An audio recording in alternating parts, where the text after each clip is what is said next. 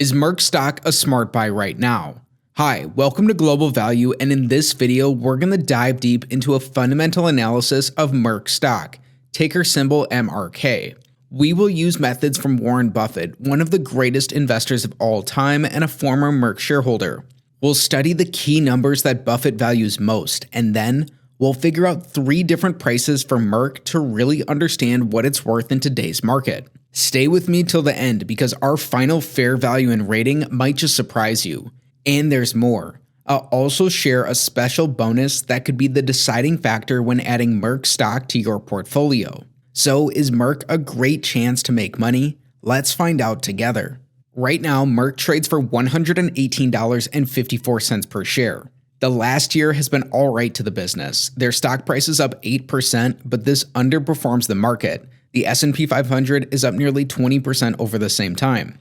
But there's more for shareholders. Right now, Merck pays a slightly above average 2.51% dividend yield. These dividends are added to their gains. In the last 5 years, Merck has compounded at 8.5% annually. In the last decade, they compound at around 8% annually. And when we go back before the global financial crisis, in the last nearly 2 decades, Merck's compounded at around 7% annually. That's pretty neck and neck with the market. When their dividends are added back into this, Merck slightly beats the market over this time. The burning question is, why should we be paying close attention to Merck? Today, the company trades just off its 52-week high. This comes as they trade $20 above their 52-week low, and there's not a lot of short interest in the business, with 1% of their shares sold short. And how big is the business? Merck is also a huge company. They have nearly a $300 billion market cap.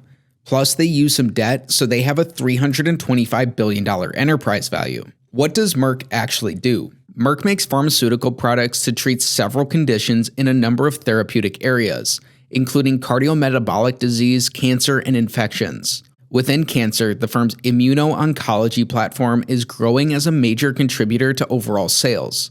The company also has a substantial vaccine business, with treatments to prevent pediatric diseases as well as HPV. Additionally, Merck sells animal-related drugs. From a geographical perspective, just half of the company's sales are generated in the United States.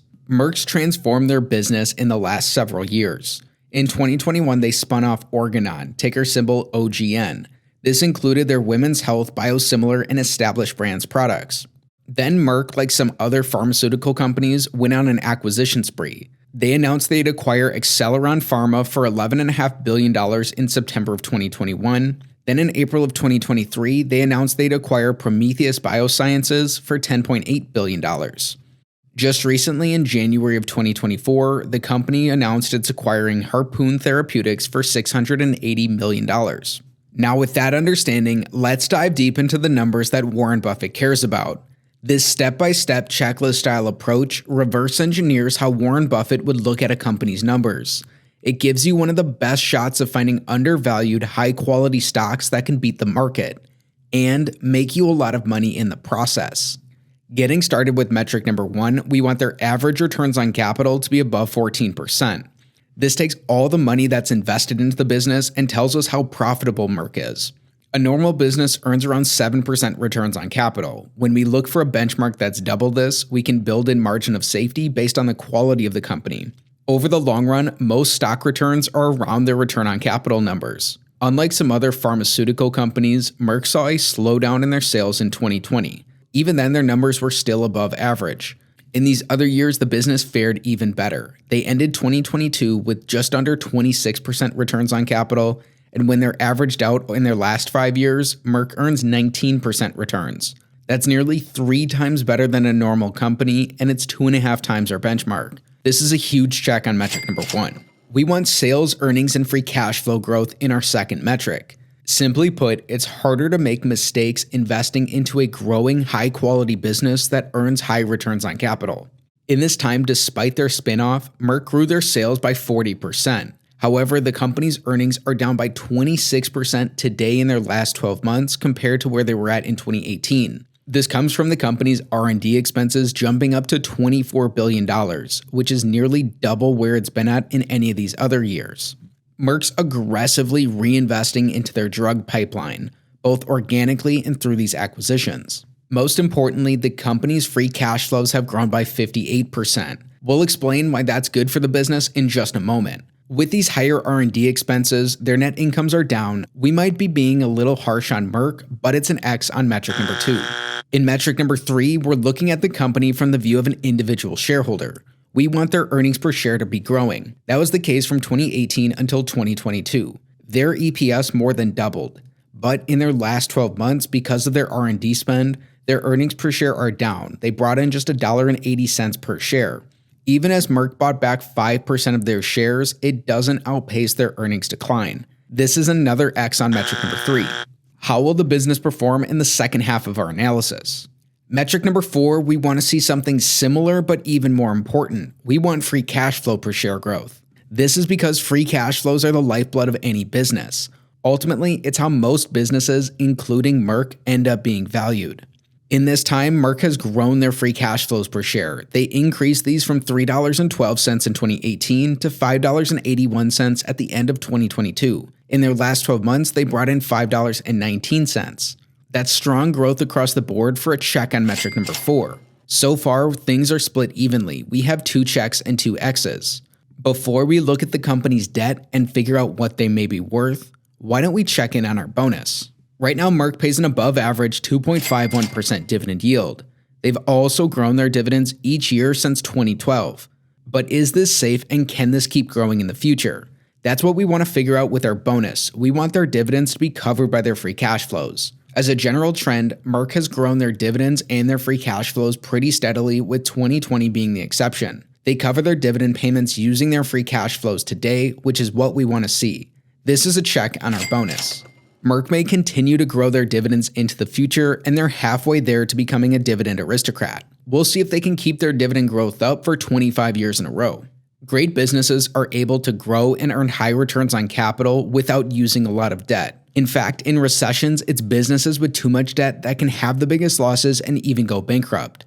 You don't want to invest into broke companies. To prevent this, in our 5th metric, we want their net debt to be below the sum of their free cash flows. Merck's employed debt in their business over this time. In 2022, they ended with $18.8 billion of net debt. Today, this has grown to $26.1 billion. Thankfully for Merck, though, in the last 5 years, they bring in $58.6 billion of free cash flow. That's more than enough to cover their debt loads in any of these 5 years. Keep in mind, a good amount of this free cash flow is going to grow their dividend and cover some slight share buybacks as well. With this free cash flow support, it's a check on metric number 5. Merck looks like they use reasonable amounts of debt in their business. Now, how much are they possibly worth? In our 6th metric, the big metric of them all, we want Merck to have above a 5% average free cash flow to enterprise value yield. This is around where the S&P 500 has traded at historically, and it can help us figure out the first of our 3 fair values for Merck. Right now, they have a $325.5 billion enterprise value. This adds their net debt and their market cap together to help us look at Merck more like it's a private business. In their last 5 years, they bring in $9.7 billion of free cash flow in an average year over this time. When that's divided by their enterprise value, it gives us around a 3% average free cash flow yield, slightly below what we wanted. Today, in their last 12 months, Merck brought in $13.2 billion of free cash flow. When we divide that by their enterprise value, it gives us a 4% current free cash flow yield. Slightly better, but still below the benchmark as well. This means on metric number 6, it's an X for Merck. Don't just throw the business out. Watch to see our next 2 estimates before you stay till the end of the video to see our final fair value and rating. Now, everything we've covered so far is important, but there's something missing. This takes us to our 2nd valuation estimate, where we use a DCF model to grow their free cash flows into the future and figure out what they may be worth today. It's up to you to figure out if these will be accurate or not for Merck, as they have not been that predictable in their past. If we take Merck's average 3-year free cash flows, then assume that these grow at 5% annually in the next decade, then in the following decade, we'll assume these grow at 4% annually. Let's add in their tangible book value too to estimate their net worth. Then we're going to look for a market-beating 15% rate of return, which is what Warren Buffett wants from his investments. This means an estimate of Merck's fair value is around $49 based on today's multiples. But keep some key points in mind. Almost across the board, Merck looks like it's trading toward the high end of its valuation ranges. Crudely, they trade at 5 times price to sales, which is above their median of 4 times, and it's closing in on their max of nearly 6 times. And in the last 10 years, they're trading at a free cash flow yield that's below what their median has been. This means they're closer to being more richly valued. Our third estimate will use their Guru Focus value, which comes in at just under $107 per share, giving Merck a modestly overvalued rating. This takes their historical valuations, adjusts these based on how the company's performed in their past, and then adds in analyst estimates to come up with this value. When we look at these different methods of valuing Merck, they look like their valuations are pretty stretched at this point. They're out ahead of all of them. Now, we've looked at most of the numbers Warren Buffett cares about, but it's the qualities of a company that are even more important to him. Why don't we learn what these are so we can combine them with our estimates as we give a fair value to Merck? Let's start with a long thesis. Number 1, Keytruda looks best positioned in the immuno-oncology landscape, buoyed by a first-mover advantage in the important indication of first-line non-small cell lung cancer. Number 2, the growth in Merck's high-margin cancer drugs should help expand the company's overall operating margin. Number 3, Merck supports a strong dividend yield that looks secure based on a wide diversified portfolio of drugs. But it's not all positives for the business. Let's look at a short thesis as well. Number 1, outside of immuno-oncology, Merck needs to increase the number of its late-stage pipeline drugs. Number 2, the eventual U.S. patent loss on Keytruda in 2028 is concerning given the high sales contribution of the drug. Number 3, advancements in oncology can happen quickly, which could cause disruption to Merck's leading growth driver, Keytruda. Part of this fear is why Merck has been aggressive in its deal-making efforts. It's trying to boost its pipeline and mitigate the patent loss on Keytruda. Right now, these 9 super investors own Merck. The biggest position is by Kahn Brothers Group, with more than 10% of their portfolio invested in the company. That's a big bet. Warren Buffett himself is a former Merck shareholder. He bought into the company in late 2020 as part of a broader basket bet of pharmacy stocks. However, he quickly reversed his positions, selling out of this basket bet by the middle of 2021. Some of these positions he made money, others he lost some. That was the case for Merck. In hindsight, he would have made more money and had been better off if he would have held Merck until today.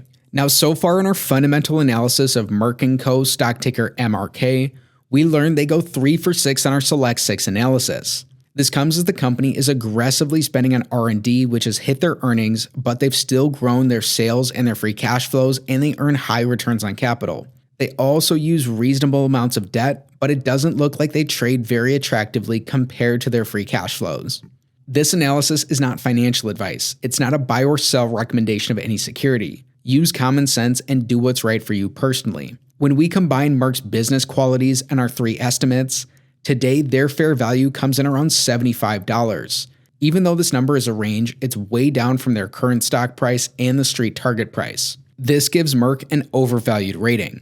If you enjoyed today's fundamental analysis and you want to see more videos, subscribe to the channel. To get more exclusive valuations that I only share with my Patreon members, consider joining and giving your support.